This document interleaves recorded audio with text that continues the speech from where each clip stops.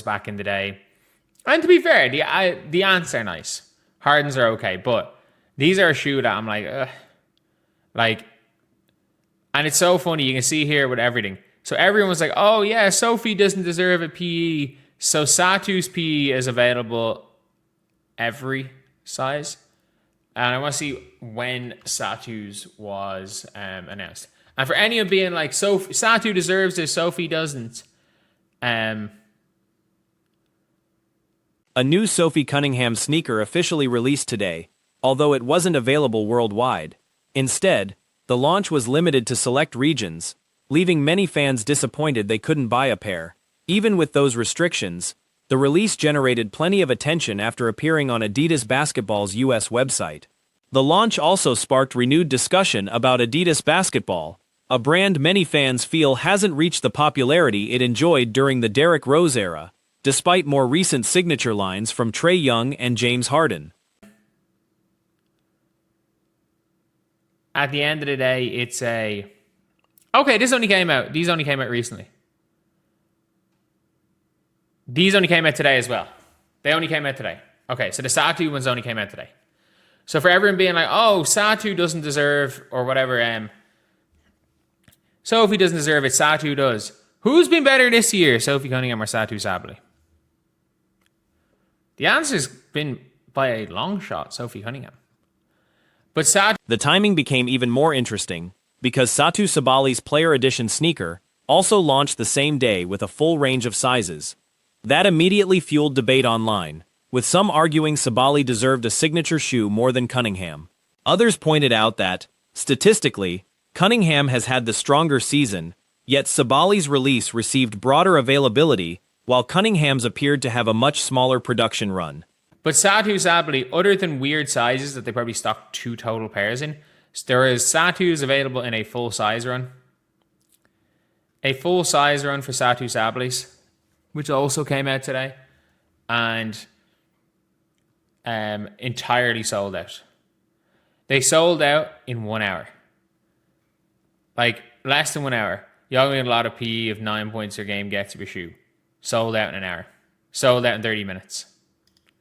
Like, despite the limited release, Cunningham's sneaker reportedly sold out within an hour, with some reports suggesting it disappeared in less than 30 minutes. That's an unusual achievement considering her role in scoring numbers. Role players rarely receive signature-style releases in the first place, let alone see them sell out almost instantly. The demand surprised many observers and highlighted the attention Cunningham has built beyond her on-court statistics. Like, unfortunately, like, I don't think people understand Ninja had a PE. Like, DJ Khaled has had PEs of shoes. Have you ever seen DJ Khaled attempting a layup? He has had PEs of basketball sneakers. Have you ever seen DJ Khaled attempting a layup? Eminem had his own Jordans. Like, it's bad. But sold out when they restock, and they're already sold. After restocks became available, those pairs reportedly sold out quickly as well. Both Cunningham's and Sabali's shoes were promoted at the same time, but Cunningham's colorway drew especially strong interest. Comparisons were also made to future Caitlin Clark releases, including rumored collaborations and upcoming holiday-themed colorways that fans are already anticipating well before their official launch. Already sold out, they're already sold out. Did they advertise the Satu one? That's the question. Yeah, they did. They advertised the Satu Sabali one. That one and the Sophie Cunningham came out at the same time. Better colorway, if I was to wear either of them, probably is Sophie. Like, it sold out in 30 minutes. I probably would go to Sophie colorway, even though I wouldn't go for either. Like, I still personally believe the Caitlin won in Neither Cunningham's nor Sabali's sneaker was released in Europe, meaning international buyers had no opportunity to purchase either model. Social media engagement also reflected the difference in demand. Promotional posts featuring Cunningham reportedly attracted far more interaction than similar posts promoting Sabali's release. Once Cunningham's pairs sold out, many commenters simply redirected interested buyers towards Sabali's shoe because it remained available. Like, if they ever release the Stranger Things Caitlin ones, And people were like making. I'm absolutely. There are two pairs of Caitlin ones that I'm buying. I'm absolutely buying the blackout Caitlin ones because I think you can kind of wear these almost everywhere. Like coming into next season, I think you can wear these out. I think these just look cool. And I'm buying the Grinches. But obviously these shoes did not come out on. These shoes did not. The argument that Cunningham didn't deserve a signature sneaker also prompted comparisons with the NBA. Nikola Jokic and Joel Embiid, despite competing for MVP awards over multiple seasons, never received Nike signature shoes during that stretch, while players with fewer accomplishments did. Supporters argued this demonstrates that sneaker companies don't base decisions strictly on statistics or awards, but instead focus on marketability and consumer demand. These shoes did not come out on the like in Europe. So as a person that is like in Europe, couldn't have bought them anyway. Wouldn't have bought them anyway. I'll be very real. Couldn't have bought them. Wouldn't have bought them. And at the same time, it just shows again when it comes to Sophie Cunningham. That, many believe, is the larger story surrounding Cunningham. Whether people support or criticize her, she has become one of the WNBA's most recognizable personalities heading into 2026.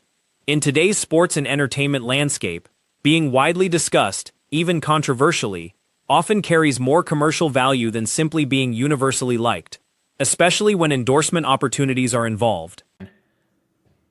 When it comes to Sophie Cunningham, you're seeing here 13 likes on the statue post, 1.3K on Sophie.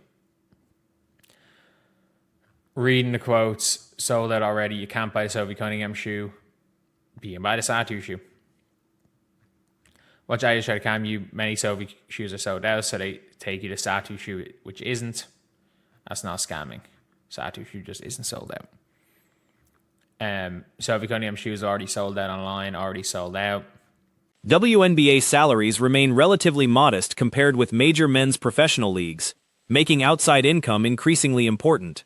Brand partnerships, sneaker releases, sponsorships, and other business ventures have become valuable ways for players to build long-term financial security. Cunningham's growing commercial profile appears to reflect that strategy, as she continues expanding her presence beyond basketball alone. Women's sports, Brianna Turner. But when there's a predator out there sexually harassing women, we're going to protect that predator, leaving women vulnerable? Interesting. Now, I don't want to make accusations, right? I don't want to allege things. I'm not going to jump out the window. But if we don't really know the details of this sexual harassment... Supporters also point to Cunningham's on-court contributions and her relationships with teammates. Several teammates reportedly liked her social media post declaring, "I said what I said," after the recent controversy. Others argue that regardless of whether people agree with her comments, she simply answered a direct question honestly. Some polling has also been cited by supporters, suggesting her position aligns with the views of a majority of Americans. But if we don't really know the details of this sexual harassment, this person could have been fired for anything. After all, and this might sound hyperbolic, after all, this is the WNBA. For all we know, a person could have said, "Hey, Bree Turner, wow, you look good today. Did you do something different with your hair?" Sexual harassment! It's crazy work. Seriously, no bullshit. Folks, we saw Sydney Colson go up behind Caitlin. Ultimately, Cunningham's popularity reflects more than a single sneaker release or one controversial interview. Seriously, no bullshit. Folks, we saw Sydney Colson go up behind Caitlin Clark, do a little bit of this, and everybody said, "That's great. Oh, Sydney Colson, she's a real kidder, isn't she?" And then we have unsubstantiated sexual harassment claims. We don't know what actually took place. And Bree Turner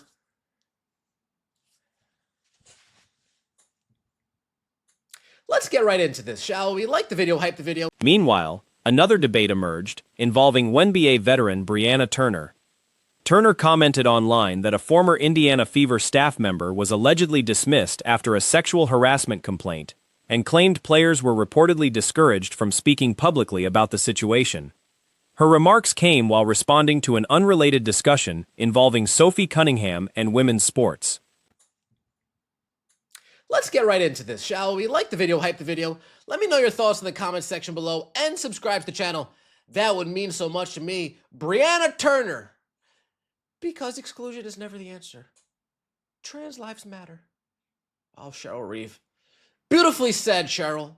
I've been an advocate for the trans community since I entered the WNBA. So many takes about them are based on fear-mongering and bigotry. Well, why not before you entered the WNBA? Brie Turner, did you not care then? Critics questioned why Turner, who has spoken frequently about protecting women, hadn't publicly raised concerns about the alleged harassment sooner if she believed there had been a problem. Others focused on the wording of her comments, pointing out that Turner described players as being encouraged not to discuss the matter, rather than legally prohibited through a formal non-disclosure agreement. Well, why not before you entered the WNBA? Brie Turner, did you not care then? Was it not an issue then? Interesting. A tiny minority of the population identifies as trans, yet they are always a trending topic, unfortunately. I'm in my 8th season as a WNBA player. To date, there's been one out trans player in the league. They caused 0 problems. The one out trans player in the league was a female. It was a woman with woman parts. Yeah, no shit, they caused 0 problems. Some observers argued that distinction matters because discouragement differs from being contractually silenced. Others contrasted Turner's approach with Cunningham's, suggesting Cunningham has generally been more willing to publicly discuss controversial topics despite potential criticism. Supporters of Turner, however, argued that every situation involves different circumstances and professional considerations. Woman parts. Yeah, no shit, they cause 0 problems. Wait until Bronny James with a wig comes in here. Wait until Bronny James with a wig comes in to the WNBA. Wait until a real predator says, oh, I mean, I can ball. I'm a predator, but I can ball. Let me put on a wig and try my luck in the WNBA and just hang out in these girls' locker rooms. Creeping.